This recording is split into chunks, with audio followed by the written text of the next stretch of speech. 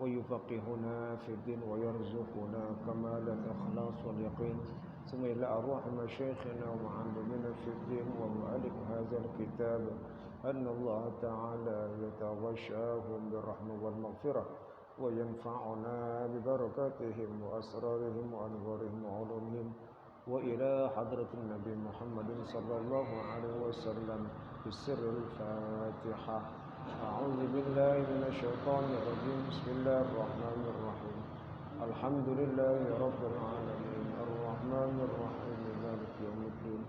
إياك نعبد وإياك نستعين اهدنا الصراط المستقيم صراط الذين أنعمت عليهم غير المغضوب عليهم ولا الضالين. آمين. اللهم صل وسلم على سيدنا محمد الفاتح لما أغلق الخاتم لما سبق الناصر الحق بالحق والهادي إلى صراطك المستقيم وعلى آله وصحبه حق قدره ومقداره العظيم. اللهم أخرجنا من ظلمات الوهم وأكرمنا بنور الفهم وافتح علينا بمعرفة العلم وحسن أخلاقنا بالحلم وسهل لنا أبواب فضلك وانشر علينا من خزائن رحمتك يا أرحم الراحمين رضينا بالله ربا ديننا وبمحمد نبيا ورسولا اللهم أنت ربي لا إله إلا أنت خلقتني وأنا عبدك وأنا على عهدك ووعدك ما استطعت أعوذ بك من شر ما صنعت أبوء لك بنعمتك علي وأبوء بذنبي فاغفر لي فإنه لا يغفر الذنوب إلا أنت. Bacaannya wassalatu istisqa.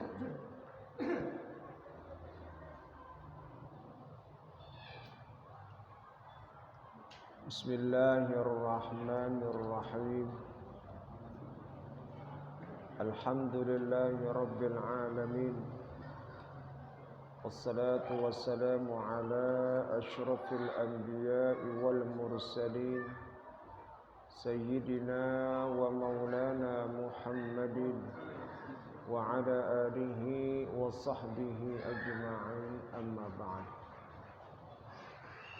Fa inna asdaqal hadits kitabullahi ta'ala wa khairal hadi hadi sayyidina Muhammadin sallallahu alaihi wasallam wa syarrul umuri muhdatsatuha wa kullu muhdatsatin bid'ah wa kullu bid'atin dhalalah wa kullu dhalalatin finnar. Wa fi sanadil muttasil ila al-imam al-muallif rahimahullahu ta'ala wa adama an-naf'a lana bih wa bi barakati 'ulumihi wa bikum fid darain amin. Qala radhiyallahu anhu wa salatu istisqa'in 'indal hajati lil ma'i li faqdihi aw munuhatihi aw qillatihi bi haitsu la yakfi. Di antara salat sunnah yang dilakukan berjamaah selain salat Id ya,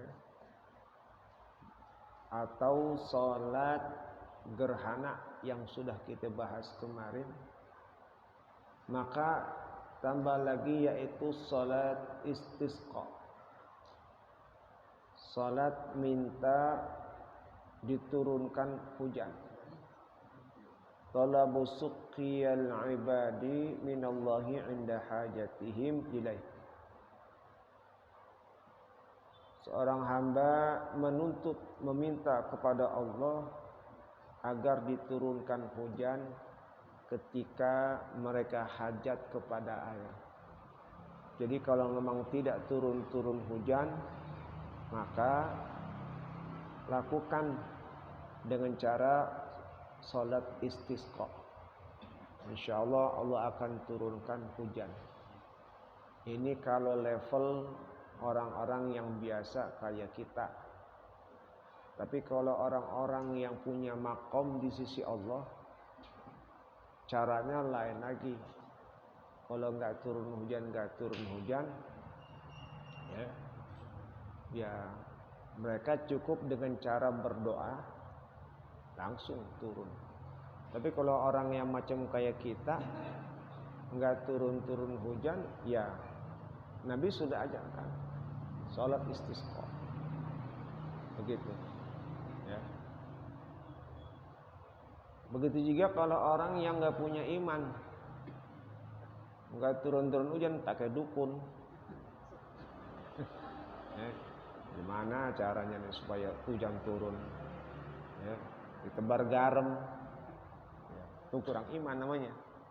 Kalau orang beriman, ya, Rasul udah ngasih cara ajaran salat istisqa, minta begitu.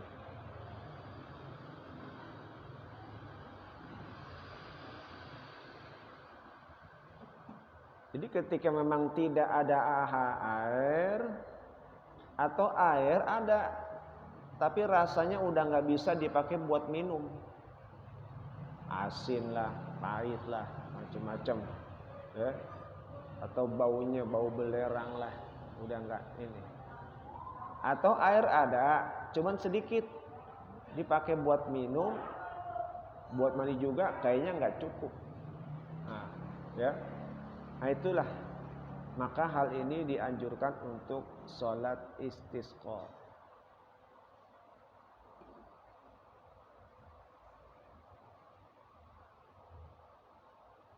Wahia ka salatil aidi, salat istisqa itu sama seperti salat id. Salat istisqa sama seperti salat id. Kalau salat id, salat dulu baru khutbah. Kalau salat istisqa juga sama, salat dulu baru khutbah. Lakin yastaghfirul khatibu badala takbiri fil khutbati. Akan tetapi khatib beristighfar sebagai pengganti takbir pada ketika khutbah. Ya, khatib beristighfar. Kalau salat id takbir, Allahu akbar, Allahu akbar, Allahu akbar. Nah, kalau istisqa khatibnya baca istighfar. Astaghfirullahalazim, astaghfirullahalazim, astaghfirullahalazim. Begitu. Jadi lebih terarah untuk permohonan ampun. Karena kalau nggak turun-turun hujan, bisa jadi ini dosa yang sudah banyak dilakukan. Makanya dalam pelaksanaan sholat istisqa, agar dosa kita diampunin, Allah pun menyayangi kita, maka dianjurkan seorang imam, seorang pemimpin menyuruh rakyatnya atau warganya untuk melakukan tahapan-tahapan sebelum pelaksanaan sholat istisqa. Apa diantaranya? Diantaranya untuk berpuasa 3 hari. Jadi kalau pemimpin imam menyuruh, wajib melaksanakan. Itu ya, instruksi dari pimpinan, dari gubernur, bahwa kita akan melaksanakan sholat istisqa. Tapi sebelumnya diminta untuk berpuasa 3 hari. Nah itu tuh berarti instruksi dari pimpinan itu menjadi wajib hukumnya. Ketika itu instruksi, bahwa udah wajib puasa, ya, menjadi wajib. Itu. Nah, 3 hari itu. Semua barang-barang yang ada dia sedekahin, punya hak orang dia kembaliin. Itu tuh barangkali ada hak-hak orang yang memang masih ada di tanggungan dia. Hartanya, uangnya atau apa saja yang masih milik orang itu masih ada pada dia. Ini harus dibalikin dulu. Ini bisa jadi penghambat turunnya hujan. Balikin dulu. Imam menginstruksikan, kembalikan hak-hak orang yang masih ada pada semua. Balikin tuh. Balikin. Yang tukang nyolong, balikin. Yang nyolong motor balikin. Yang nyolong mobilnya balikin. Gitu, ya. Disuruh balikin. Nah. Terus bertobat, tobat semuanya. Jangan sampai enggak tobat. Tuh disuruh tobat. Nah, nanti kalau pada hari yang keempat baru tuh. Hari yang keempat maka mulai menuju ke lapangan untuk sholat berjamaah, sholat istisqa. Nah, kumpulkan di sana tuh seluruhnya, anak-anak kecil dibawa, binatang-binatang dibawa, aki-aki dibawa juga. Iya. Bab kata Nabi, laulas sibyan ruda wa masyayikh ruka wa bahaim ruta la subba alaikumul azab sabban. Kalau sekiranya tidak ada anak bayi yang masih menyusu, enggak ada orang-orang tua yang sudah sepuh, enggak ada binatang-binatang yang senantiasa diternak, niscaya Allah sudah turunkan azab. Kalau enggak ada mereka anak bayi yang masih nyusu, orang-orang aki-aki yang udah tua renta gitu ya, binatang-binatang. Kalau enggak ada mereka nih, Allah udah turunin azab. Oleh karena itu dianjurkan bawa semua, yang punya ayam bawa, punya kambing bawa. Enggak usah semua, bawa aja udah. Tuh ya, bawa semuanya, kumpul di lapangan, ikat cangcang tuh di situ tuh. Yang punya, ya kasih misa tempatnya, ya, itu. Nah, yang nggak usah semuanya bawa, minimal ada yang itu, ya. Yang punya aki-aki udah tua banget, pakai kursi roda, bawain. Itu ya, anak bayi yang cucu bawa. Sebab kita akan mohon sama Allah agar permohonan kita ini benar-benar dikabulkan. Nah, itu istilahnya istighosa kayak gitu. Nah, ini kudunya nih corona ini udah belum tuh dilakuin. Tuh. Ya. Ketika tidak turun hujan aja Rasul menganjurkan hal seperti itu. Ya. Melakukan istisqa, cara seperti itu. Ya. Minta sama Allah, mudah-mudahan Allah turunkan hujan. Bismillah Allah turunkan hujan. Nah, corona harusnya kayak gitu. Bawa aki-aki kumpulin. Tuh, ya. Oh. Ini nggak boleh.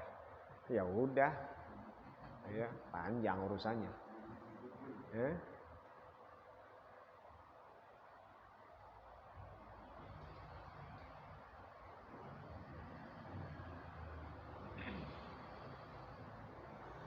Nah, nanti khatib naik mimbar tuh.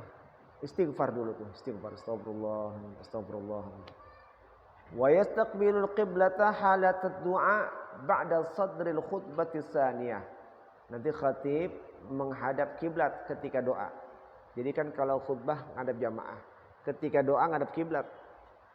Ya, setelah awal dari khutbah yang kedua. Jadi setelah khutbah yang kedua baca doa tuh, ngadap kiblat tuh. Ya. Yang tinggi tangannya. Karena ini benar-benar kita lagi hajat, lagi butuh sama Allah. Tinggi. Ya. Ini sama Allah. Nahwa sulusiha. Ini sepertiga dari khutbah kedua. Jadi ketika khutbah kedua lewat sepertiga, baru berdoa. Nah, khatib pakai selendang. Jamaahnya juga pakai selendang. Nanti dibalik tuh. Khatib muter selendangnya, yang lain juga ikutin selendang. Tujuannya adalah agar kondisi ini berubah. Ketika selendang dirubah, tafaul. Mudah-mudahan kondisi ini juga bisa berubah. Begitu. Ya. Nah, itulah kalau kita punya hajat, kumpul bareng-bareng, itu bermunajat, mohon kepada Allah, itu jangan disia-siakan. Itu luar biasa, tajam sekali segala permohonan dan doa kita kalau kita lakukan dengan bersama-sama. Itu kita nggak tahu lagi kumpul begini ada orang yang doanya diijabah, ada wali yang kita nggak tahu, tuh, ya, ada wali yang kita nggak tahu, ya bisa jadi diam-diam wali nyompot ya tuh, ya, di pojokan, ambil tidur, ya, kan, nah, bisa jadi wali, ya, pakaian cobaan camping, ya, nah itu pelaksanaan sholat istisqa seperti itu, ya.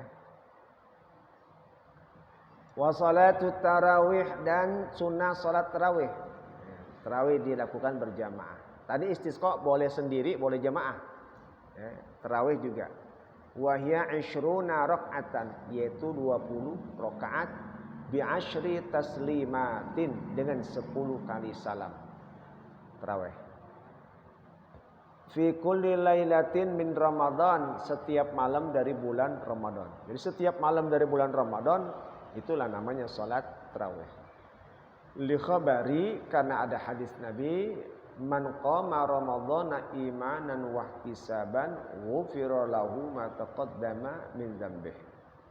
Siapa orang yang melakukan salat di bulan Ramadan dengan penuh keimanan dan keikhlasan, maka Allah ampunkan dosanya yang telah lalu. Jadi hadisnya mengenai salat tarawih seperti itu, man qama ramadhana. Ya, tidak menyebutkan jumlah rakaat, enggak.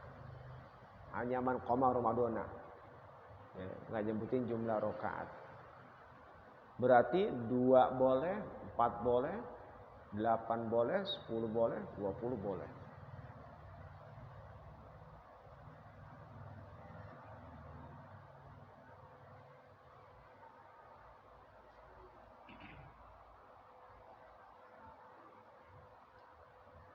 Wa yajibu taslimu min kulli rak'atain, wajib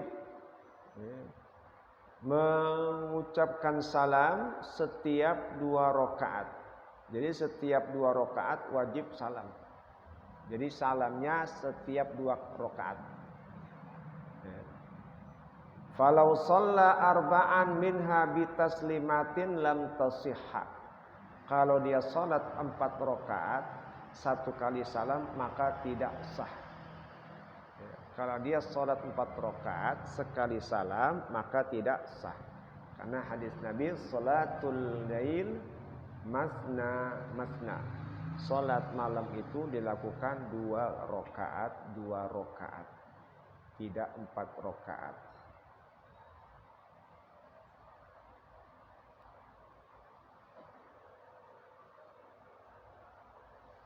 Ini kalau menurut mazhab Syafi'i.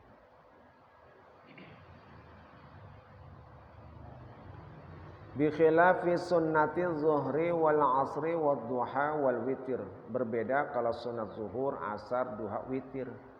Nah, kalau itu boleh. Ya, lebih dari 2 boleh. Ya. Tapi kalau sholat tarawih, sholat malam, yang dilakukannya itu harus 2-2, nggak bisa sekaligus 4.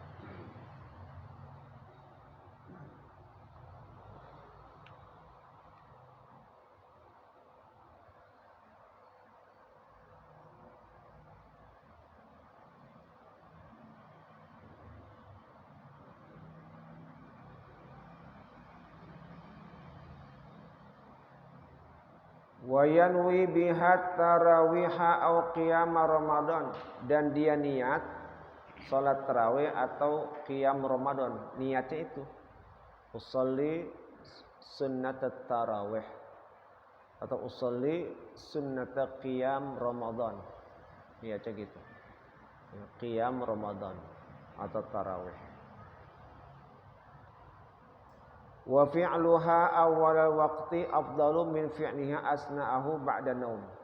Mengerjakan tarawih di awal waktu lebih utama daripada mengerjakannya di tengah-tengah setelah tidur. Ya. Jadi salat tarawih mengerjakannya di awal waktu habis salat Isya itu lebih afdal daripada mengerjakannya ya, di tengah malam habis bangun tidur. Lebih bagus di awal waktu. Kenapa? Sebab kalau di awal waktu belum banyak godaan. Kalau ngerjainnya di akhir waktu itu banyak godaan. Tar dulu ah. Akhirnya nggak ngerjain. Akhirnya ketiduran. Nah.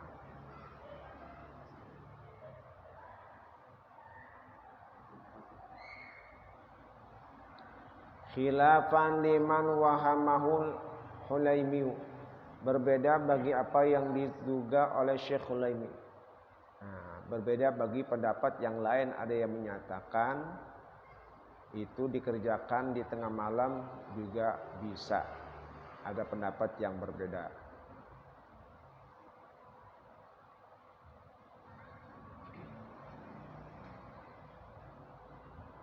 Wasummiyat tarawihu li'annahum kanu yastarihuna li tuli qiyamihim ba'da kulli taslimatain. Dinamakan tarawih karena mereka beristirahat li tuli qiyamihim karena panjang berdirinya ba'da kulli taslimatain setelah setiap 2 kali salam. Dikatakan tarawih dari kata rahah. Rahah itu istirahat. Rehat, ya, istirahat. Jadi dikatakan tarawih kenapa? Karena mereka melaksanakan sholat tarawih setiap 2 kali salam, ya, mereka istirahat. Karena bacanya lama, berdiri. Ketika baca ayatnya panjang-panjang, ya, panjang-panjang. Nah, maka hal itu disebutlah tarawih karena istirahat, banyak istirahatnya. Ya, setiap 2 kali salam. Nah, kayak kita tarawih kan setiap 2 kali salam tuh rada lamaan istirahatnya, baca hadinya itu. Ya. Tapi itu boleh dibaca cepat ya? Boleh dicepatin tuh pelaksanaan lagu. Cepat apanya tuh? Cara bacanya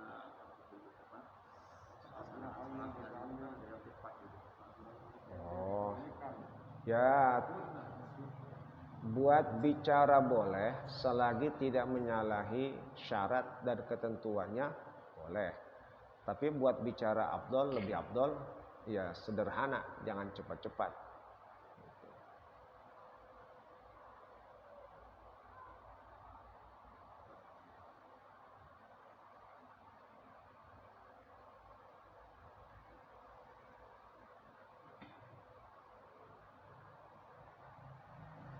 Justru kata Al-Habib Abdullah Al-Haddad, waspadalah dari menganggap meringan-ringankan yang berlebihan yang biasa dilakukan oleh kebanyakan orang bodoh dalam sholat tarawih.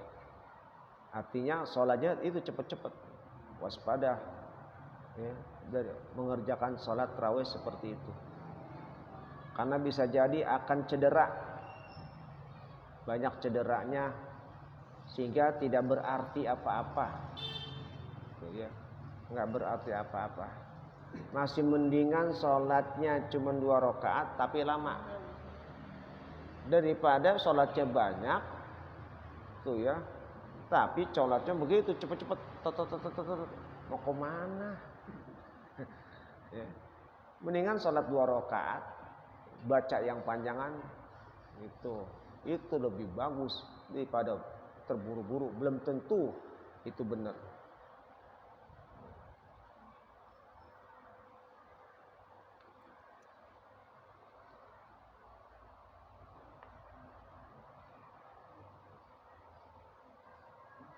Wasirul isyrin anna rawatibal muakkadata fi ghairi Ramadan ashrun fadu'ifat fihi.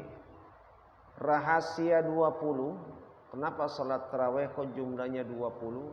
Anna rawatibal muakkadah fi ghairi Ramadan ashrun. Bahwa salat sunnah rawatib yang muakkad pada selain Ramadan itu 10. 10 sunat ratib, qabliyah subuh, ya, qabliyah zuhur, ba'diyah zuhur, ya, ba'diyah maghrib, ba'diyah isya, 10. Itu selain Ramadan. Fadu'ifat fihi, maka dilipat gandakan di bulan Ramadan sehingga jumlahnya menjadi 20 rakaat. Itulah alasannya kenapa kok sholat tarawih jumlahnya 20 rakaat. Walaupun hal ini memang terjadi di masa Sayyidina Umar. Sayyidina Umar melakukannya 20 rakaat.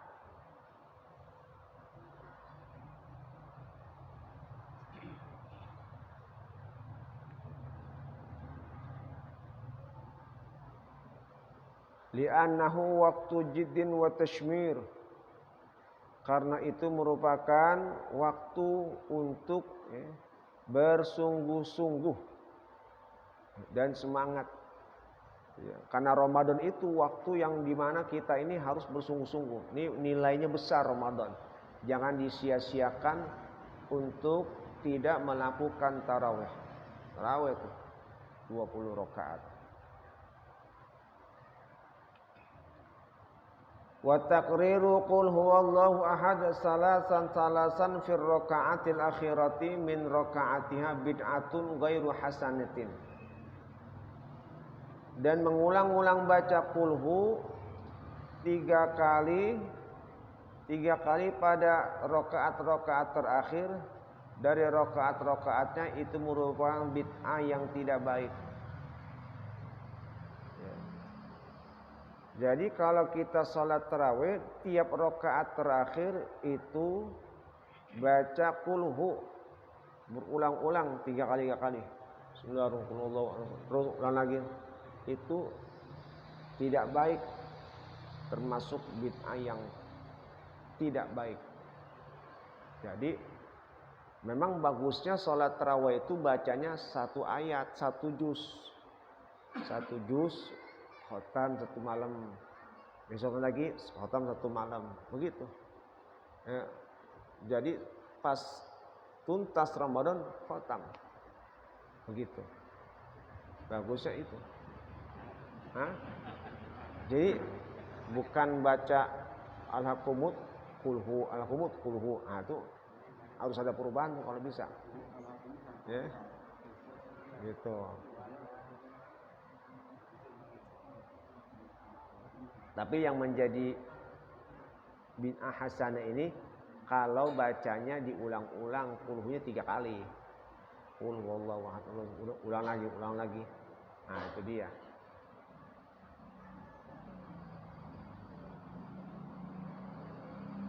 Itu menyalahi yang lebih utama.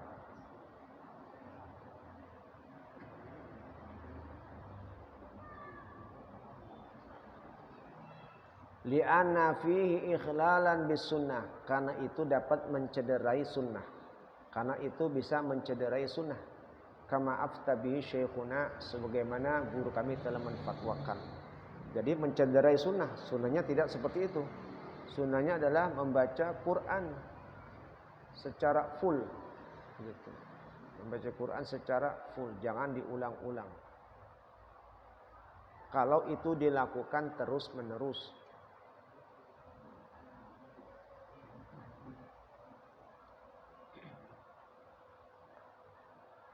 Nah, itu mengenai pelaksanaan sholat tarawih yang bisa dilakukan secara berjamaah dan juga bisa sendiri. Wa yusannu tahajjudu ijma'an. Sunnah melakukan sholat tahajud secara ijma'. Kita dianjurkan juga untuk sholat tahajud. Ya. Wa huwa tanaffulu lailan ba'da naum. Salat sunnah di malam hari yang dilakukan setelah tidur. Jadi dianjurkan kita salat tahajud yang dilakukan setelah tidur. Ada seorang asatiz atau syekh yang mengatakan bahwa, saya pernah dengar, salat tahajud itu enggak harus tidur dulu. Sebelum tidur juga bisa saja, gitu ya. Saya perhatikan komentarnya seperti itu. Dia membawa dalil bahwa dari Abu Hurairah berwitir sebelum tidur.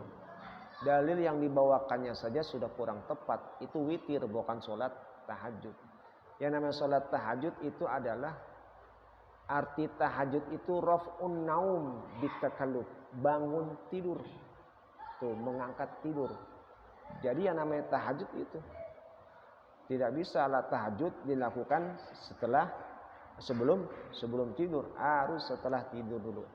Lalu bagaimana kalau dia sholat nggak tidur.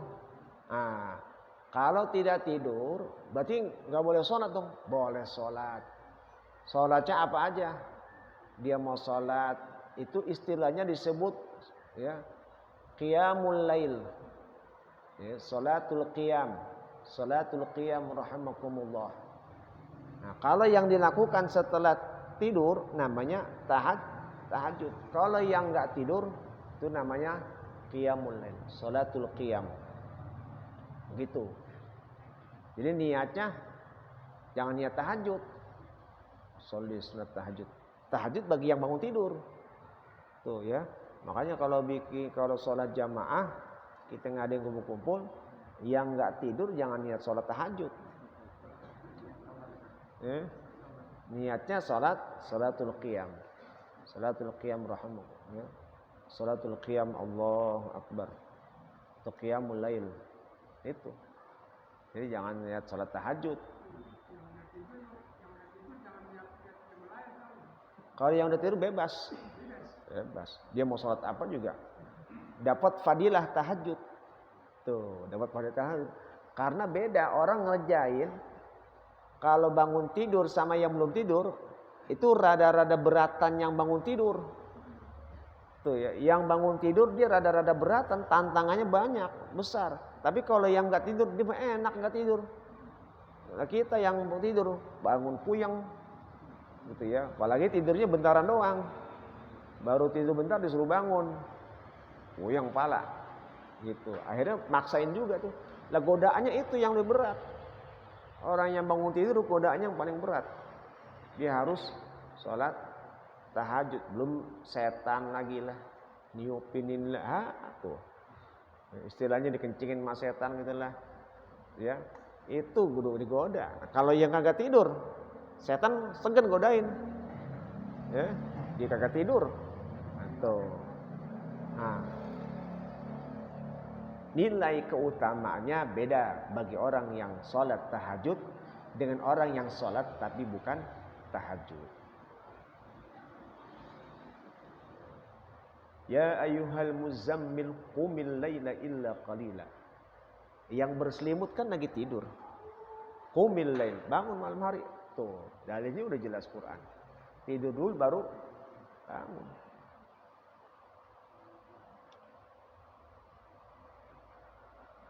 Qala ta'ala wa minal laili fatahajjad bihi nafilatan lak. Di antara sebagian malam maka bertahajudlah sebagai tambahan bagimu. Quran sudah menyebutkan Nabi bahwa untuk bertahajud di malam hari. Wa warada fi fadlihi ahaditsu katsiratun. Dan telah datang mengenai keutamanya hadis-hadis yang sangat banyak. Jadi mengenai keutamaan dari sholat tahajud itu hadisnya banyak banget keutamaannya. Ya. Kita punya masalah apa aja bangun, ya. Karena kata Nabi, ya, alaikum biqiyamil lail fa innahu da'bus salihin qablakum wa qurbatun lakum wa maghfaratun lis sayyi'at wa manhatun 'anil ismi wa matradatun lidda'i 'anil jasad. Kata Nabi, kamu harus salat malam. Tuh ya. Karena itu kebiasaan orang-orang yang saleh sebelum kamu. Itu menjadi nilai ibadah bagimu, menghapuskan segala dosa, ya, mencegah dari melakukan perbuatan dosa. Tuh, ya. Wa matradatun lidda' 'anil jasad, menolak penyakit yang ada di tubuh. Tuh, ya. Biiznillah kalau kita rajin sholat tahajudnya, sholat malamnya, itu Allah akan jaga diri kita. Matradatun lidda'i 'anil jasad, terhindar dari terkena penyakit di tubuh kita. Terhindar. Allah jaga, Allah pelihara. Ya kalaupun memang kena juga, ya itu memang sudah kehendak Allah, karena Allah ingin mengangkat derajat seseorang. Jadi jangan protes. Kok saya sudah sholat tahajud masih kena ya Allah? Gimana nih? Allah jangan diprotes. Da'an i'tirad. Jangan memprotes apa yang sudah Allah lakukan. Justru itu, ya Allah, alhamdulillah, ternyata Allah nguji saya di sini. Allah berarti semakin sayang sama saya. Tapi upaya-upaya yang kita lakukan, bismillah. Makanya doa minta sama Allah, ya Allah, lindungin hamba dari terkena penyakit yang tidak baik, ya Allah. Posisikanlah, sesuaikanlah kalau kau ingin menguji hamba, ujilah yang kira-kira sesuai dengan kemampuan hamba, ya Allah. Gitu minta sama Allah. Ya, jadi kalau kita udah request sama Allah, insya Allah Allah kasih. Mungkin kita nggak request kan, nggak mesen tuh. Ya. Allah kok saya masih udara rajin masih sakit aja, nah belum mesen sih, mesen makanya. Gitu. Hah? Sakit pikirannya Allah istirahat. Nah, ya. Gitu. Jadi itu tuh. Doa diijabah.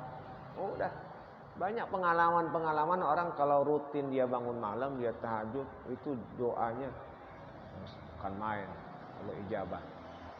Ya. Dalam urusan rezeki kita minta, jangan putus-putus.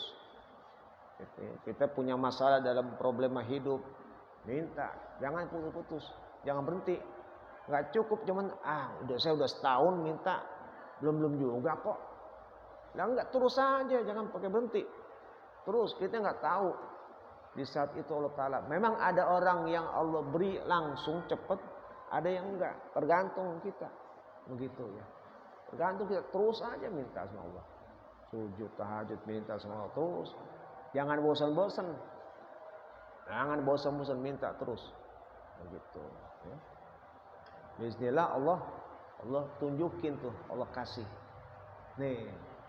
Tuh ya, kita punya masalah, punya hutang, beban apa saja, minta sama Allah, ya Allah, hamba punya masalah, ya Allah, mohon ya Allah bukakan masalah hamba ini.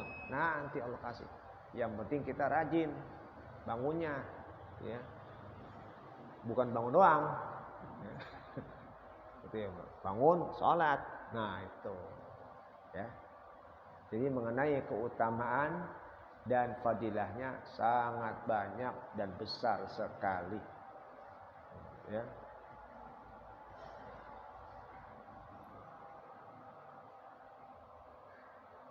Wa kuriha limu'tadihi tarkuhu bila darurah. Makruh orang yang sudah biasa meninggalkan tanpa darurat. Orang kalau sudah terbiasa tahu-tahu ninggalin, itu makruh. Tanpa darurat, segan gitu. Segan mana? Itu tuh. Makruh, ya. Yang udah biasa aja ninggalin makruh, bagaimana yang belum biasa? Tuh, ya. Masalahnya bangunnya yang susah ini. Ya. Bangunnya yang susah, begitu. Kalau nggak tidur sih masih mending. Tuh ya. Ini udah tidur, bangun yang susah, kadang kelewatan. Nah, tinggal kita atur bangunnya. Pertama, tidurnya jangan malam-malam. Yang kedua, tidurnya jangan di yang empuk-empuk. Tidur jangan di tempat yang empuk-empuk. Ya. Kalau tidur di empuk-empuk ya udah. Ya, bangunnya yang kelewatan. Tidurnya yang kira-kira di tempat yang mudah kita bangun. Pakai ganjel. Ya. Kayak apa kayak, ya, yang rada-rada keras gitu. Sama doa, minta sama ya Allah, berikan hamba kemudahan untuk bisa bangun, ya Allah. Bangun, nanti Allah bangunin. Ya. Malaikat yang bangunin nanti, bangun. Pakai HP juga silakan. Gitu. Ya. HP mah alarm bunyi dimatiin juga. Iya. HP-nya udah nyalain, HP bininya nyalain, HP dua-duanya bunyi, dimatiin dua-duanya.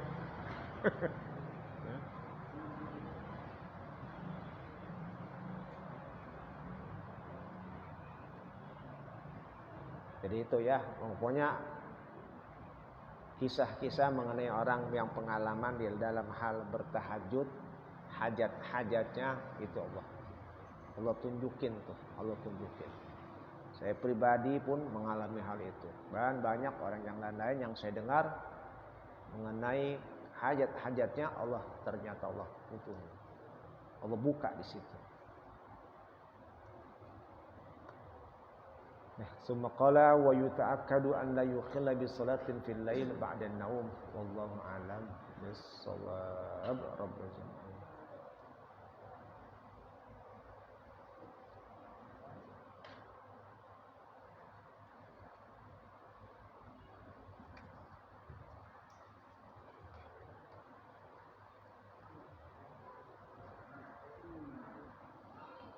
Bacaan apa?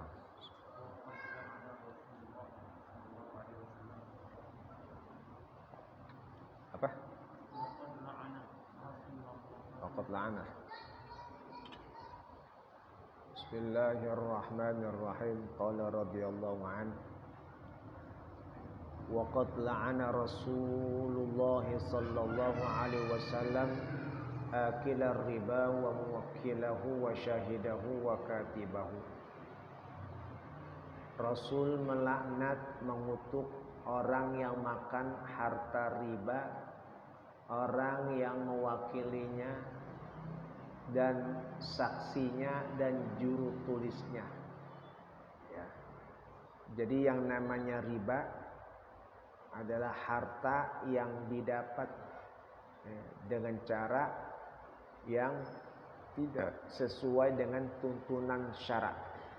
Apa yang tidak sesuai dengan tuntunan syara? Contoh, dalam hal pinjam meminjam, jangan sampai dalam meminjam menarik manfaat. Ya. Kullu qardin jarra manfaatan fahuwa riba. Setiap pinjaman yang menarik manfaat buat orang yang meminjamkan itu menjadi riba. Ya. Yang kedua, dalam hal jual beli pada barang-barang yang bersifat ribawi, mengandung riba, barang yang bisa ditaker, yang bisa ditimbang atau diliterin, itu juga jangan ditukar. Yang sama jenisnya kalau tidak sama ukurannya. Beras ditukar sama beras, nah itu harus sama. Kalau beda, jangan. Beras bansos sama beras rojo lele, nah ini harus sama, ya. Karena jenisnya sama. Kalau beda jadi riba. Nah, dalam hal ini orang yang terkait dalam riba itu yang makannya dikutuk, yang mewakilinya, orang yang saksinya, yang menulisnya, juru tulisnya kena kutukan juga, walaupun dia tidak terlibat dalam masalah mengambil harta riba, tapi dia ikut andil di situ, kena kutukan juga.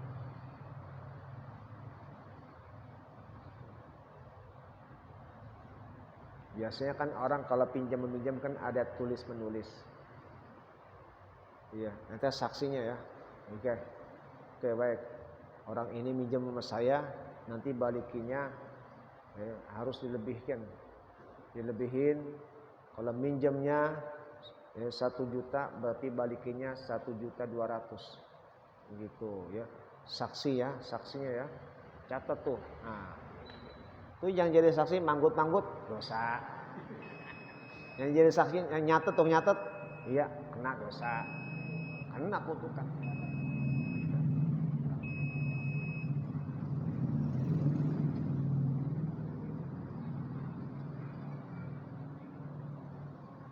Wa'adda alaihi salatu wassalamu akla riba fi sab'il mubiqati allati minha al-isyraku billah wa qatlu nafsi allati haramallah. Rasulullah sallallahu alaihi wasallam menganggap ya, makan riba itu masuk dalam kelompok 7 yang dapat membinasakan kita. Jadi riba itu, makan riba masuk dalam kelompok 7 dari golongan yang binasa. Apa itu? Al-isyraku billah, berbuat syirik kepada Allah, itu yang membinasakan. Wa qatlun nafsil lati haramallah, dan membunuh jiwa yang Allah haramkan. Berarti makan riba derajatnya juga sama dosanya. kayak orang berbuat syirik, kayak orang yang telah membunuh jiwa. Kenapa? Karena masuk dalam kelompok yang membinasakan.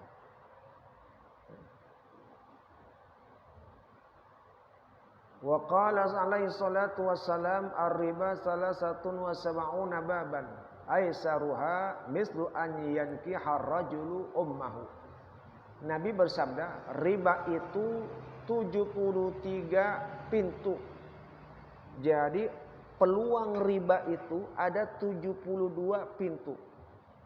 Artinya jenis macam dosanya 72 macam dosanya. Aisaruha yang paling rendah seperti orang menikahi ibunya. Jadi hinanya riba, hinanya makan riba, sama saja dia hinanya menikahi emaknya sendiri. Sama saja dia menikahi emaknya sendiri. Kalau kita makan riba, jadi 73 pintu ya, yang menjadikan hinanya riba, seperti nikahi ibunya sendiri. Wa qala alaihi salatu wassalam arba'atun haqqun 'alallahi an la yudkhilahumul jannah wa la yuziqahum na'imaha. Dan Nabi bersabda ada empat hak yang Allah tidak akan masukkan mereka ke dalam surga dan tidak merasakan nikmatnya. Ada 4 orang yang tidak bakal masuk surga dan tidak merasakan nikmatnya. Apa di antaranya? Mudminul khamri, orang yang terus menerus minum minuman keras. Dia nggak bakal masuk surga kalau dia nggak berhenti. Akilur riba, orang yang makan harta riba, nggak bakalan. Akilu malil yatim bighairi haq, orang yang makan harta anak yatim dengan tiada hak. Harta anak yatim dimakan. Hati-hati. Harta yang memang itu bukan haknya jangan diambil. Kita sebagai pengasuh dari anak yatim jangan sembarangan memakan hartanya. Atau sebagai pengelola dari tempat yang menyantuni anak yatim juga harus hati-hati. Yang keempat, wal aquli walidayhi, orang yang durhaka kepada kedua orang tuanya. Durhaka sama kedua orang tua, dia nggak bakal masuk surga. Jadi tersumbat masuk pintu surga lantaran dia ada berbuat durhaka terhadap kedua orang tuanya, dia menyakitinya, bahkan menentangnya. Maka masuk dalam kelompok orang-orang yang tidak Allah masukkan ke dalam surganya. Summa qala alaihi salam az-zahab biz-zahab wallahu a'lam bis-shawab.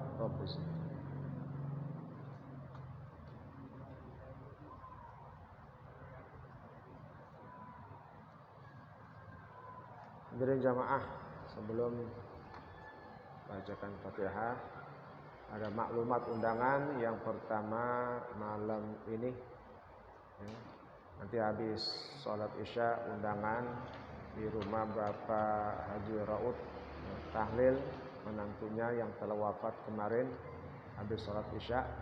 Yang kedua, undangan biasa acara bulanan di tempat ini, yaitu malam Jumat besok ba'da isya. Dimohon kehadirannya untuk acara bulanan kita pada malam Jumat besok. Nah, kemudian malam Sabtunya undangan saudara Muhammad Yasin, yaitu acara walimah dia punya putranya. Itu undangan yang dapat saya sampaikan.